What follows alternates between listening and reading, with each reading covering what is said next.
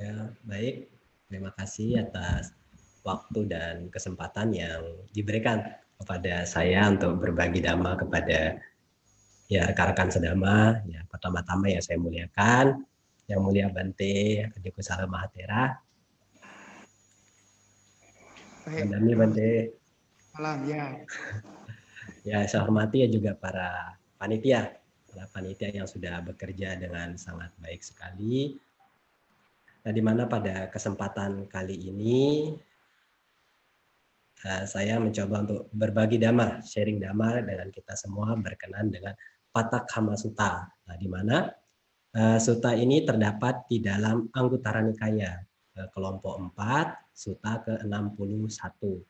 Nah, tentu di dalam isi sutta ini, ya jika diterjemahkan ke dalam bahasa Indonesia, memuat tentang perbuatan yang layak. Nah, jadi ada 4 hal. Ada 4 hal yang selalu diharapkan, diinginkan, menyenangkan, dan jarang diperoleh dunia.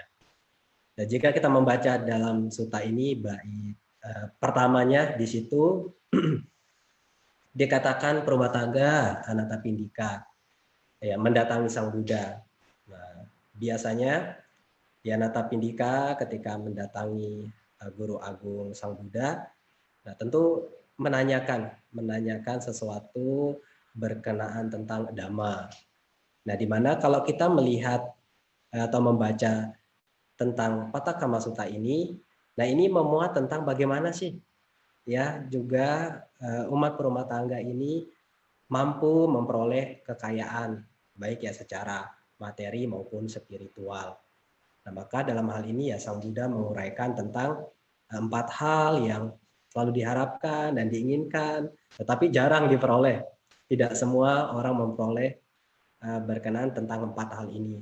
Dan juga memuat tentang 4 hal juga bagaimana sih cara agar hal itu bisa kita dapatkan. Dan yang terakhir adalah memuat tentang 4 hal. 4 hal perbuatan yang layak. Ya, jadi ketika seseorang sudah memiliki harta materi yang melimpah atau berkecukupan, perbuatan apa sih yang bisa ya gunakan? Perbuatan apa sih yang bisa ia lakukan? Nah, maka kita perlu mengetahui apa saja sih yang berkenan tentang 4 hal ini. Ya, pertama adalah kekayaan. Nah, tentu semua orang ingin menjadi orang yang kaya raya. Tidak ada ya orang yang hidup di dunia ini ingin terlahir miskin. Nah, tetapi perlu kita ketahui bahwa ketika saat ini seseorang ini langsung terlahir di keluarga yang kaya raya, hartanya melimpah ruah. Tetapi juga kenapa ya kok orang juga begitu lahir di keluarga yang serba kekurangan. Ingin ini, ingin itu susah sekali. Nah, tentu kondisi semacam ini jika kita melihat dari sudut pandang Dhamma, memahami dari ajaran Sang Buddha, tentu tidak ujuk-ujuk terjadi bim salabim begitu saja Anda lahir di keluarga kaya raya, tidak. Tentu ini berkaitan dengan timbunan-timbunan kebajikan yang pernah seseorang lakukan di masa lampau. Nah, maka kalau kita meninjau di dalam Manggala Sutta kan ada yang menyebutkan tentang pube kata punyata, memiliki timbunan jasa kebajikan di masa lampau itu berkah. Nah, sehingga apa? Dengan adanya berkah di masa lampau tuh akhirnya kita terkondisi lah orang ini bisa menjadi kaya raya, bisa rupawan dan sebagainya. Lalu apa sih yang membuat seseorang kaya raya begitu lahir di keluarga yang kaya raya? Nah, ini juga bisa kita temukan di dalam Cula Kamawibangga Sutta. Nah, di situ disebutkan siapa saja ya atau siapapun, apakah itu laki-laki ataupun perempuan, jika ia senang memberi, ya senang berbagi, apakah itu makanan ataupun minuman, nah ketika tubuh ini hancur menjelang kematian dan ketika ia kembali lagi sebagai manusia, ya dia akan memperoleh harta yang melimpah.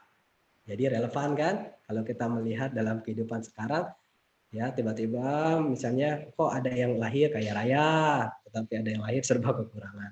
Nah, tetapi apakah kita salah ketika mengharapkan kekayaan? Tidak juga. Selama apa yang kita harapkan ini kita peroleh dengan cara yang benar. Jadi saking berjuang gagal terus, ya.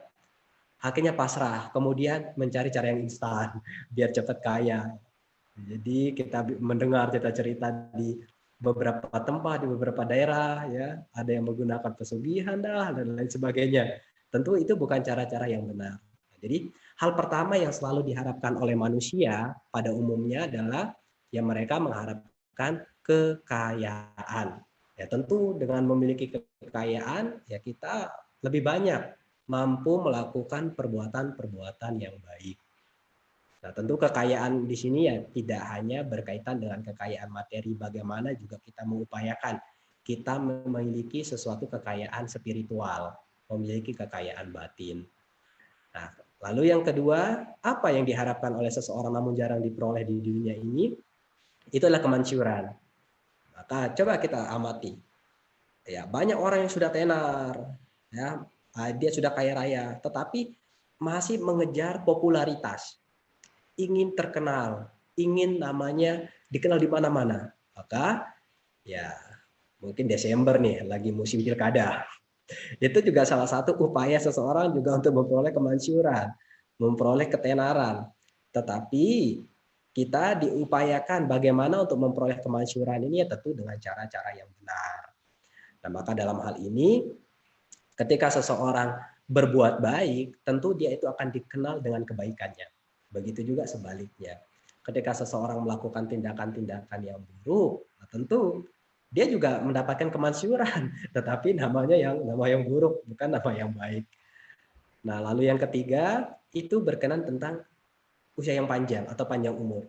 Kan percuma, udah kaya raya, terus dapat ketenaran, tapi usianya pendek.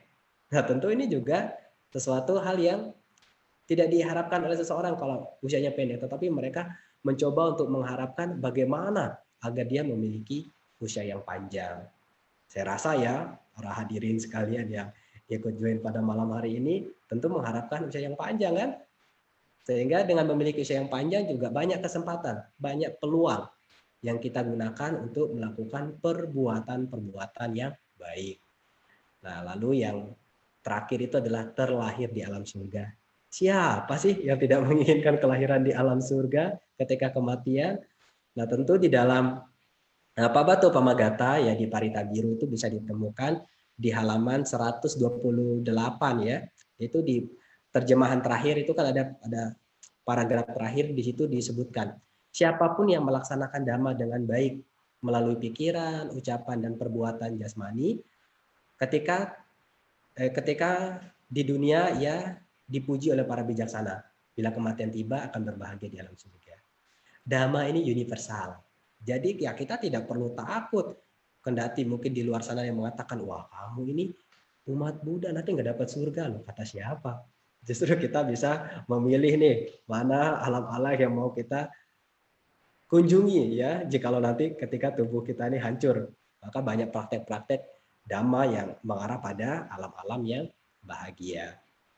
Nah, tentu berkenan tentang 4 hal tadi, apa sih kira-kira yang perlu kita lakukan? Apa sih yang perlu kita upayakan agar keempat hal tersebut bisa kita dapatkan? Nah, tentu di dalam Pataka Sutta itu disebutkan ada 4 hal. Yang pertama berkaitan dengan keyakinan. Nah, di sini itu berkaitan dengan tata gata bodhisada. Jadi kita memiliki keyakinan terhadap pencapaian penerangan Guru Agung kita Buddha Gautama. Nah, jadi beliau ini adalah seorang arahat. Beliau adalah seorang guru, ya, guru para dewa dan manusia. Beliau memiliki pengetahuan yang sempurna. Nah, ketika kita memiliki keyakinan terhadap Sang Buddha, terhadap pencapaian penerangan beliau, maka kita juga meyakini ajaran beliau. Kita juga berupaya membuktikan benar tidak. Ketika kita sudah memiliki keyakinan, kita menyelidiki dengan kebijaksanaan, kira-kira dhamma seperti apa nih yang mampu membuat seseorang menjadi kaya raya. Nah, tentu di sini ada 4 hal yang bisa kita upayakan. Ya, ketika kita sudah memiliki keyakinan terhadap Sang Buddha, yaitu Tathagata Bodhisada, tentu kita meyakini dhamma beliau, ajaran beliau. Nah, ajarannya inilah yang bisa kita praktekkan dalam kehidupan kita saat ini untuk menjadi orang yang kaya raya. Pertama adalah Utthana Sampada. Jadi kita ini harus bekerja keras. Jadi orang berdoa saja tidak bisa kaya raya. Lalu ada pertanyaan mungkin, Mama, Papa kok sering banget tuh ke wihara? Emang ke wihara bisa kaya? Ya memang secara materi Anda tidak kaya, tetapi Anda kaya secara spiritual. Ya, ketika Anda ke wihara justru banyak sesuatu yang Anda berikan. Membantu untuk memperbaiki atap wihara lah, membantu untuk memperbaiki lantai wihara lah, justru banyak hal yang Anda berikan, tetapi secara mata biasa ketika kita memberikan mungkin kita kehilangan. Tetapi orang yang mengerti Dhamma, ketika apa yang dia berikan, sejatinya dia sedang menanam kebajikan. Nah, maka dalam hal ini, kalau ingin kaya raya, jangan hanya berdoa saja, jangan hanya mengharapkan semoga harta kekayaan datang kepadaku, tetapi Anda tidak bekerja keras. Nah, jadi bekerja keras ini sangat penting. Maka kita harus memiliki semangat, wirya yang kuat. Lalu dalam upaya bekerja keras ini juga tentu kita harus bisa melihat peluang saat ini. Maka salah satu berkah bagi kita adalah memiliki pengetahuan luas dan berketerampilan. Jadi kalau orang yang bekerja keras saja mengandalkan otot, tentu mudah lelah, capek. Tetapi kalau orang kerja cerdas, nah ini peluangnya banyak, ya. Maka kalau kita lihat orang yang bekerja dengan sekedar mengandalkan otot sudah capek fisik, gaji juga tidak seberapa kan dibanding mereka yang memiliki pengetahuan luas, berketerampilan, mereka kerja cerdas, pandai, pandai melihat peluang, pandai melihat keadaan. Jadi itu sangat penting sekali. Nah, lalu ketika kita sudah bekerja ya, kemudian mendapatkan income, mendapatkan upah, terus kita memiliki tabungan, bagaimana sekarang agar tabungan kita ini bisa aman? Ya, sewaktu-waktu ya terjadi bencana, sewaktu-waktu apa yang kita inginkan, nah, dari tabungan yang kita miliki ini bisa kita gunakan.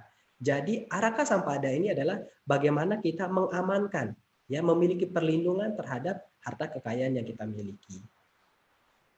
Ya, kalau kita meninjau di dalam Nindi Kanda Sutta, di situ kan disebutkan harta kekayaan berupa materi ini sewaktu-waktu bisa hilang, sewaktu-waktu juga bisa bergeser dari tempatnya, entah itu ulah dari Yaka, Gandaba, ya, atau para naga yang memindahkannya.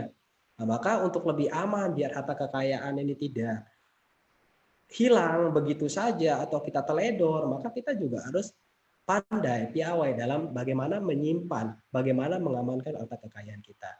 Ya, mungkin Anda bisa melakukan deposito di bank-bank yang terpercaya. Ya, jangan terbuai begitu saja. Wah, ayo ikut-ikut. Misalnya asuransi inilah, asuransi itu. Tiba-tiba malah dibawa sama Gayus Tambunan. Misalnya seperti itu ya. Jadi itu sangat disayangkan. Lalu kenapa seseorang juga bisa memiliki kekayaan, memiliki kemansyuran, dan usianya bisa panjang, bahkan bisa terlahir di alam surga juga dipengaruhi oleh persahabatan. Nah, kalyana mitata. Kalau kita memiliki sahabat yang buruk, tentu apa yang kita miliki ini juga selalu boros. Ayo kita minum, biar hidup ini santai, biar hidup ini enjoy. Kalau orang yang waras, biar hidupnya santai, pergi ke pantai.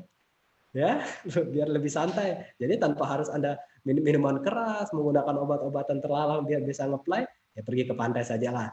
Merasakan angin pantai yang sejuk, yang segar, segala macam. Nah, maka sahabat ini juga menentukan seseorang ini apakah dia bisa kaya atau tidak, karena sahabat ini kan merupakan relasi kita. Nah, maka dalam hal ini penting kan untuk memilih seorang sahabat. Kalau sahabat kita baik, dia selalu mengingatkan, jangan lakukan keburukan, karena kalau kamu melakukan keburukan, justru keburukan ini akan membawa kamu pada kemerosotan. Apa yang kamu miliki bisa hilang, apa yang kamu miliki juga bisa terbuang begitu saja. Ya, seperti halnya kalau sahabat baik mengingatkan kita, jangan berjudi lah, jangan minum minuman keras, dan jangan melakukan hal-hal yang merugikan diri sendiri. Lalu yang terakhir adalah sama jiwita. Kita harus memiliki kehidupan yang seimbang. Jadi dalam hal ini Anda tahu, oh ini keinginan, oh ini kebutuhan. Coba kalau kita misalnya melewati jalan besar di kota-kota, banyak sekali iklan-iklan ya, iklan-iklan yang terpampang. Entah itu iklan dari smartphone, iklan dari mobil terbaru, iklan-iklan dari lain sebagainya. Bahkan produk-produk kecantikan juga banyak. Nah, maka dalam hal ini ketika kita memiliki perilaku hidup sama jiwita, memiliki kehidupan yang seimbang, antara kemasukan dan pengeluaran kita seimbang, maka kita juga bisa menjadi orang yang kaya raya, bisa termansur kita. Nah, maka dalam hal ini Anda perlu mengamati, Anda perlu menyadari sebagai orang tua juga perlu mendidik anak-anaknya sejak dini. Jangan setiap keinginan anaknya selalu diwujudkan, sehingga mereka tidak memahami bahwa tidak selamanya keinginan itu bisa menjadi kenyataan. Ketika mereka nanti tumbuh dewasa, lalu tidak mendapatkan apa yang mereka inginkan, mudah kecewa mereka. Kekecewaan yang mereka dapatkan. Sehingga tidak sedikit, akhirnya apa? Beralih bagaimana caranya biar bisa tenang, bisa damai.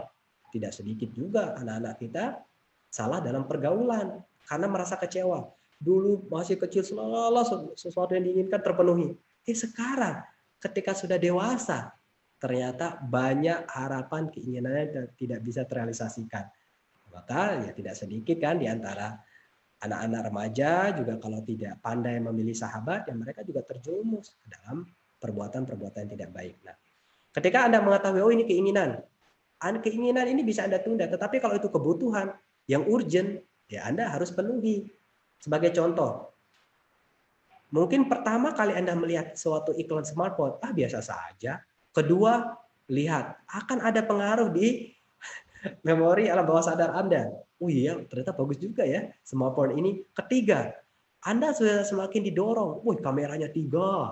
Terus berapa misalnya kameranya 25 megapiksel. Wah, kalau difoto nih bisa kelihatan cantik, kelihatan tampan. Akhirnya tertarik. Nah, keinginan ini kalau kita tidak mampu membendung, tidak sedikit kan, aduh, saya pinjam dulu lah. Saya mau pengen beli smartphone baru nih, keluaran terbaru. Maka tidak sedikit kita sudah tidak memiliki kemasukan, dia kata kita punya hutang lagi, menderita kita. Nah, maka dalam hal ini 4 praktek yang mengarah pada perolehan yang 4 hal tadi itu, ya pertama kita harus memiliki keyakinan. Dalam hal ini di Sutta itu disebutkan tentang ya tata gata bodhisada, ya kita meyakini pencerahan Sang Buddha, meyakini pengetahuan beliau, sehingga kita juga pada akhirnya menjalankan dhamma, apa yang diajarkan beliau sebagai pedoman hidup. Bagaimana sih agar kita memiliki atau mampu mendapatkan kekayaan dengan baik sesuai dhamma, dengan cara-cara yang benar. Nah, lalu yang kedua itu yang kedua ini adalah perilaku bermoral. Nah, di dalam sutta itu disebutkan bagaimana kita ini menghindari pembunuhan makhluk hidup, ya, terus menghindari pengambilan barang yang tidak diberikan, ya, pergaulan yang tidak benar. Intinya adalah 5 latihan kemoralan ya bagi Anda para perumah tangga. Nah, dengan Anda mempraktekkan 5 sila ini, ya, perilaku bermoral ini, apa relevansinya dengan kekayaan? Apa relevansinya dengan kemansyuran? Apa relevansinya dengan usia yang panjang dan bisa terlahir di alam surga? Tentu ada. Ya terlebih ketika memperoleh kekayaan, Anda tidak mencuri. Mungkin ketika kita mencuri saat ini kita mendapatkan, tetapi di balik Anda mendapatkan sesuatu dengan cara yang salah, Anda mengkondisikan suatu saat nanti Anda akan kehilangan. Jadi salah satu penyebab ya orang miskin begitu terlahir di alam manusia kembali sebagai manusia karena dia tidak pernah memberi, justru banyak mengambil apa yang bukan menjadi miliknya. Jadi ada relevansi daripada praktek kemoralan ini dengan harta kekayaan, tetap ada. Nah, lalu tentang kemansyuran, ya kita jadi orang yang jujur, ya pergaulan kita baik. Kalau orang yang jujur tentu juga banyak orang percaya. Wah, dia baik loh, kita kayaknya bisa nih menanam modal dengan dia, kita bisa nih kerjasama dengan dia. Nah, sehingga apa? Ya kekayaan atau segala rezeki itu bisa datang dari berbagai pintu. Nah, maka dalam hal ini perilaku bermoral ini berkaitan dengan sikap, tata cara, dan perilaku kita. Nah, maka perlu mengembangkan yang namanya hiri dan otapa juga. Seseorang harus memiliki hiri dan otapa agar 5 sila ini bisa dijalankan dengan baik. Tetapi banyak nih anak-anak muda nih terkadang salah menempatkan rasa malu. Disuruh jadi pemimpin dan puja bakti, tidak Bante, malu. Jadi kan salah tempat tuh. Jangankan anak-anak muda, mungkin orang-orang tua juga begitu ya. Disuruh memimpin puja bakti, enggak, malu. Seharusnya kita itu menempatkan rasa malu itu kalau berbuat jahat. Kemudian juga takut akan akibat perbuatan jahat itu sendiri. Sehingga dhamma-dhamma yang kita kembangkan yang berkaitan dengan cinta kasih dan kasih sayang. Kita bersyukur dengan apa yang kita miliki saat ini. Kita memiliki kejujuran yang baik dan memiliki indera salwara dengan baik. sehingga kita tidak terjerumus dalam obat-obatan terlarang maupun mengkonsumsi minuman yang melemahkan kesadaran. Nah, yang ketiga, ya kita berupaya menjadi orang yang dermawan. Ya, kita tidak kikir dan kita senang memberi. Jadi, orang kaya secara materi tetapi jarang memberi, sejatinya bukan orang yang kaya loh. Memang kalau kita lihat secara mata dunia, ya dia kaya materi, tetapi ada ketakutan di dalam dirinya. Bayangkan ketakutan, kekhawatiran tentang kehilangan. Tetapi bagi mereka yang hidup berkecukupan, sederhana, tapi senang memberi, senang membagi, dialah orang yang kaya. Tidak akan ada ketakutan kalaupun dia harus mengalami kehilangan, suatu saat nanti menghadapi perpisahan, dia sudah piawai bagaimana mengatur dirinya sendiri, bagaimana menjaga perasaannya sendiri ketika dihadapkan dengan kehilangan, ketika dihadapkan dengan perpisahan. Nah, maka orang yang dermawan, orang yang senang memberi, diibaratkan kita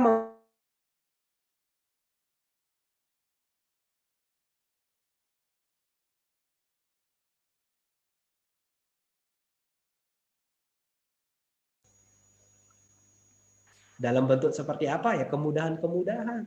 Kendati pun dalam berusaha ya ada berbagai macam halangan rintangan, karena dengan kekuatan kedermawanan semua itu selalu dibukakan jalan. Maka tidak sulit dalam hal ini. Maka oleh karena itu ya jadilah orang yang dermawan. Kemudian kita harus memiliki kebijaksanaan dalam hal ini, memahamilah sesuatu mana yang baik, mana yang tidak baik. Ya, ketika kita mengamati bahwa kita dikuasai oleh pemikiran yang malas, mengantuk, ya kita mengadari bahwa ini pikiran yang tidak baik. Jadi kita memiliki suatu daya upaya yang benar. Apa yang kira-kiranya tidak baik di dalam diri kita ya jangan dipertahankan, tetapi mencoba untuk memunculkan, mengembangkan sesuatu yang baik di dalam diri kita. Maka dalam hal ini ya kita akan berupaya dapat memperoleh segala sesuatu itu dengan baik. Nah, di dalam suta itu memang disebutkan ya keserakahan itu tidak selayaknya terus dipertahankan di dalam diri kita. Maka ya seharusnya menghindari hal tersebut. Nah, kemudian ketumpulan, rasa ngantuk, kan kita tidak mau bekerja. Aduh, kadang kita juga banyak alasan, aduh terlalu dingin, tidak jadi kerja. Terlalu panas, tidak jadi kerja. Nah, maka dalam hal ini, kebijaksanaan ini ya kita mampu melihat situasi dan keadaan dengan baik juga. Oh, ketika kita melihat, misalnya dalam masa-masa pandemi saat ini, Anda juga harus pandai melihat peluang bagaimana Anda tidak sampai terjatuh dalam sisi ekonomi. Dalam hal ini bagaimana? Peluang apa yang bisa saya lakukan? Oh, saya seorang pedagang misalnya. Anda tidak hanya berhenti di toko saja. Gunakanlah media-media sebagai promosi. Oh, saya bisa mengantar ke tempat misalnya. Kita juga secara tidak langsung nanti bekerja sama dengan Gojek misalnya dan sebagainya, kita juga membantu perekonomian mereka. Maka dalam hal ini ketika Bapak Ibu hadirin sekalian mampu mempraktekkan keempat hal ini dengan baik, ya niscaya apa pengharapan dan keinginan Anda berkenaan dengan empat hal tadi bisa Anda dapatkan. Nah, tentu dengan memiliki keyakinan, perilaku bermoral, menjadi pribadi yang dermawan dan memiliki kebijaksanaan, ya seperti halnya kekayaan, kemansyuran, kemudian usia yang panjang, dan bisa terlahir juga di alam bahagia atau alam surga. Nah, kebijaksanaan ini juga berkaitan bagaimana relevansinya dengan usia yang panjang. Karena kita bijak, kita tahu juga membatasi diri perihal makanan, Bapak Ibu. Sekarang kan tidak semua makanan ini dalam hal apa ya, banyak makanan yang instan-instan. Tetapi kalau kita tahu bahwa kita memiliki suatu penyakit yang riskan kalau saya makan ini, membuat kambuh penyakit saya, jadi ada pengendalian diri. Jangan hanya terus menuruti nafsu keinginan, oh makan ini makan itu, lahap sekali. Tahu-taunya juga ternyata itu berefek pada kesehatan kita. Jadi kalau sudah berefek pada kesehatan kita sakit, ya kita tidak memperoleh usia yang panjang. Nah, maka dalam hal ini juga perlu kita memiliki kebijaksanaan melihat segala sesuatu yang ada dalam kehidupan kita. Oke, next ya. Nah, setelah seseorang memiliki sesuatu kekayaan, ya, memiliki harta yang berlimpah tentu diharapkan bisa melakukan 4 perbuatan yang patut. Nah, 4 hal ini juga bisa kita temukan di dalam Adya Sutta ya. Bagaimana seorang perumah tangga yang memperoleh harta kekayaan itu juga berkenaan itu tentang 5 jenis persembahan. Nah, tapi dalam Patakama Sutta ini yang pertama itu berkaitan dengan ketika seorang sudah memiliki harta kekayaan, jadi dia membuat dirinya, orang tuanya, istri, anak-anaknya, ya para budak atau pelayan, ya para pekerja, teman-teman, sahabatnya bahagia dan bergembira dengan benar memelihara mereka dalam kebahagiaan.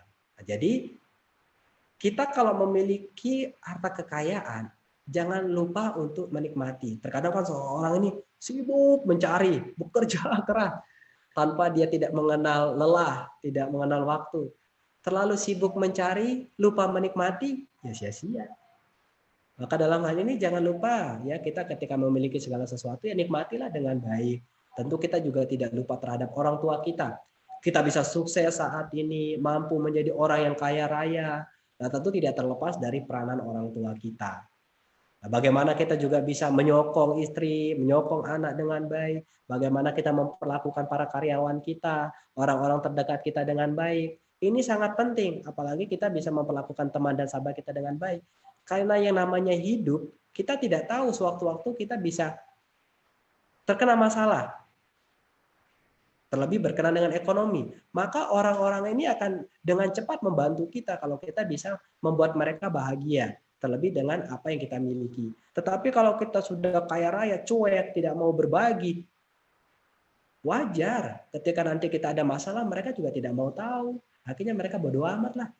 Dia kan juga begitu. Dia sudah memiliki kelebihan apapun, tidak pernah membantu. Maka dalam hal ini bagaimana? Sekarang ketika kita sudah memiliki harta kekayaan dengan baik, ya menyenangkan diri sendiri, orang tua, istri, anak, ya para pekerja kita, para pelayan kita, sahabat kita, dan para teman-teman kita. Lalu yang kedua itu adalah mempersiapkan pembekalan. Ya, ini berkaitan dengan bagaimana sih kita melindungi harta kekayaan kita.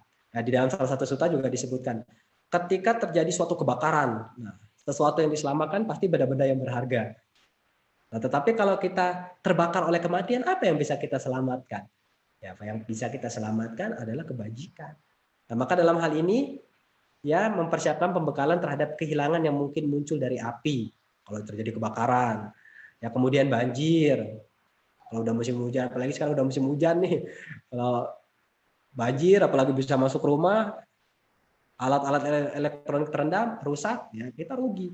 Dalam hal ini ya pembekalan terhadap kehilangan ya karena ini dulu Anatapindika pada saat itu pada masa-masa kerajaan biasanya kan ada raja-raja yang meminta terlalu banyak, upeti segala macam ya, bisa hilang juga kita memiliki kekayaan. Maka kita juga harus memiliki pembekalan. Kita menyimpan apa yang kita miliki dengan baik. Ya itulah araka sampada. Kemudian kita memiliki pembekalan yang baik, perlindungan yang baik agar tidak hilang dari pencuri atau pewaris yang tidak disukai yang membuat dirinya aman dari hal-hal itu. Harta materi Bapak Ibu hadirin sekalian, jika Anda memiliki anak lebih dari 1, berarti 2 ya atau 3, 4. Harta materi ini seringkali juga bisa menjadi petaka kalau anak-anak Anda tidak bijak. Ketika orang tuanya sudah meninggal, wah sudah mulai. Nanti rumah buat siapa? Kebun buat siapa? Sawah buat siapa? Perusahaan papa nanti ke siapa? Nah, maka dalam hal ini sangat disayangkan ketika orang tua tidak memberikan pendidikan yang layak dengan baik, hanya memperhatikan pendidikan formal tanpa memberikan pendidikan spiritual. Hal-hal seperti itu bisa terjadi, Bapak Ibu. Karena mereka hanya mengedepankan ego, tapi kalau mereka sudah dibekali dengan spiritual, akan ada indria sawara mereka. Mereka kan lebih bijak dalam menyikapi apa yang menjadi peninggalan orang tua mereka. Nah, lalu yang ketiga adalah memberikan 5 pengorbanan. Ini adalah persembahan ya. Ini bisa ditemukan juga di dalam Adya Sutta, yaitu Sutta Anguttara Nikaya pada kelompok 5.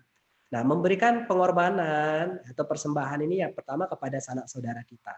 Ingat, terkadang ya kalau kita lihat di beberapa tempat bahkan dalam kehidupan sehari-hari, ketika harta kekayaan menjadi tolak ukur suatu keluarga yang namanya hidup, ya kita kan mewarisi karma kita masing-masing juga. Jadi kendati pun kita adik dan kakak, tergantung rezeki kita ya, keberuntungan kita berbeda-beda. Maka dalam hal ini kita yang memiliki kelebihan, ayo berikan juga bantuan kepada sanak saudara kita. Sebab kalau kita sakit nanti orang terdekatlah yang sejatinya akan memberikan pertolongan kepada kita. Nah lalu kita memberikan pengorbanan atau persembahan kepada para tamu. Jangan sampai kalau ada tamu yang datang cuma diajak ngobrol saja sampai tamunya sudah tenggorokan sudah kering, minumannya mana kok nggak disuguhkan segala macam. Nah, jadi kalau ada makanan ringan ya kita bisa menyuguhkan di meja tamu segala macam. Nah kemudian kepada para leluhur kita ya itu disebut dengan puba peta Bali.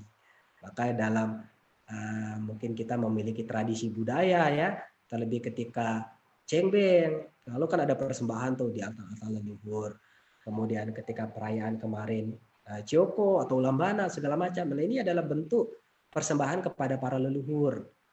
Ya. Jadi kita hidup sebagai manusia ini yang paling hangat dalam ingatan kita paling ya leluhur kita yang sekarang, tetapi kita tidak sampai melupakan ya. Kita banyak memiliki leluhur pada kehidupan sebelumnya. Maka Anda jangan heran tiba-tiba ketika tertidur, ada yang datang nih, basah kuyup, mukanya tidak bahagia, lesu, kusut. Seakan-akan menggambarkan bahwa seseorang ini butuh pertolongan kepada kita. Apakah itu anak kecil, nenek-nenek, orang tua, atau seperti apa. Dia tiba-tiba datang dalam mimpi kita. Ya kalau kita merujuk pada Dhamma, ada sebuah ungkapan yang disampaikan oleh Bhikkhu Nagasena ketika Raja Milindapanya bertanya tentang mimpi. Nah, salah satu penyebab terjadinya mimpi adalah suatu pertanda. Nah, bisa jadi kan ketika yang datang dalam mimpi kita dalam bentuk lusuh, tidak bahagia itu salah satu leluhur kita. Nah, maka kita membuat suatu persembahan. Ya, sekali waktu kita membuat di meja leluhur atau lebih baik ya kita melakukan pelimpahan jasa kepada mereka. Berupaya melakukan perbuatan baik, memberikan bantuan kepada orang lain. Dengan demikian, setelah melakukan perbuatan baik itu ya, pelimpahan jasa ini sifatnya universal loh Bapak Ibu. Nah, jadi dengan niat yang tulus, dengan pikiran yang bersih, ya semoga dengan berkat kebajikan saya lakukan ini para leluhur saya berbahagia. Nah, lalu kita tidak lupa untuk memberikan persembahan kepada raja. Karena ini kita lihat kondisi sosial pada tempo dulu itu ya, pada zaman Samudra kan kerajaan, jadi disebutkan raja. Kalau sekarang ya pemerintah. Anda punya rumah, Anda punya kendaraan, jangan lupa untuk bayar pajak. Nah inilah ketika Anda memiliki kekayaan, harta melimpah dan sebagainya, ya gunakanlah, jangan sampai lupa bayar pajak. Dan yang terakhir adalah Dewata Bali atau persembahan kepada para dewa. Nah, Bapak Ibu hadirin sekalian, sangat penting juga kita memahami bahwa kalau kita belajar Dhamma, kita lebih akan menghargai seperti halnya pohon-pohon besar, seperti tempat-tempat yang disakralkan. Ya kalau kita melihat misalnya Bapak Ibu yang sering ke Bali atau tinggal di Bali, tentu kita bisa melihat pohon-pohon besar itu sesekali waktu atau bahkan sering ya diberikan suatu persembahan, entah itu bunga, hiu atau buah-buahan. Nah itu adalah bentuk persembahan kepada dewata yang ada di tempat tersebut. Ya, maka ketika dia memberikan persembahan itu dengan kebijaksanaan dalam artian apa? Dia secara tidak berterima kasih dengan adanya pohon yang besar ini, dia memberikan kesejukan, memberikan kenyamanan dengan adanya banyak pohon besar menjadi tempat berteduh, memberikan kerindangan seperti itu. Nah, maka dalam hal ini ya ketika seseorang memiliki harta kekayaan yang melimpah, tentu melakukan hal tersebut berkenaan tentang 5 persembahan ini atau 5 pengorbanan ini. Dan dikatakan bahwa ketika seseorang melakukan 5 jenis persembahan ini adalah perbuatan layak yang dipuji juga oleh Sang Buddha. Nah, yang terakhir Bapak Ibu ya, berkenaan tentang perbuatan yang layak bagi seseorang di poin dalam sutta ini adalah memberikan persembahan kepada para petapa dan Brahma. Itu yang menghindari pemabukan, kelengahan, yang kokoh dalam kesabaran, kelembutan, yang jinak, tenang, dan berlatih mencapai nibbana. Dan tepat sekali di masa bulan ini adalah masa Katina. Nah, Bapak Ibu bisa berdana kepada wihara-wihara. Terlebih di wihara itu ada para biku yang tinggal di sana. Karena kebajikan berdana kepada para biku, terlebih mereka yang berlatih untuk mengikis sedikit demi sedikit kekotoran batin mereka, jasa kebajikannya tidak sedikit. Maka oleh karena itu, Bapak Ibu dan sekalian, ya, sebagai kesimpulan dari Pata Kama Sutta ini ada 4 hal yang selalu diinginkan oleh setiap orang. Ya, pertama adalah kekayaan, kemansyuran, usia yang panjang, dan setelah kematian terlahir di alam surga. Lalu ada 4 dhamma atau 4 cara yang bisa kita praktekkan bagaimana agar memperoleh 4 hal tersebut. Pertama, seseorang harus memiliki keyakinan, termasuk juga keyakinan terhadap kemampuan dia sendiri. Tapi dalam sutta itu ya berkenan tentang Tathagata Bodhisattva, keyakinan terhadap pencapaian penerangan sempurna, kita yakin terhadap Dhamma Sang Buddha, akhirnya Dhamma Sang Buddha ini kita implementasikan. Bagaimana sih cara mewujudkan hal tersebut? Ya, lalu kita memiliki moralitas yang baik, kita menjadi pribadi yang dermawan dan memiliki kebijaksanaan. Dan yang terakhir adalah ketika seseorang memiliki kekayaan, kemansyuran, ya, harta yang melimpah, dia melakukan 4 perbuatan yang layak. Membuat dirinya bahagia, orang tua, istri, anak, para sahabat, kerabatnya berbahagia, kemudian mempersiapkan pembekalan untuk menyimpan sewaktu-waktu nanti kalau bisa terjadi bencana, dia masih memiliki pembekalan yang baik, simpanan yang baik. Kemudian melakukan 5 jenis persembahan atau pengorbanan. Dan yang terakhir adalah memberikan persembahan kepada para petapa dan Brahma yang sedang berlatih, ya, mengikis keserakahan, kebencian, dan kebodohan batin mereka. Ya, sekian dan terima kasih ya.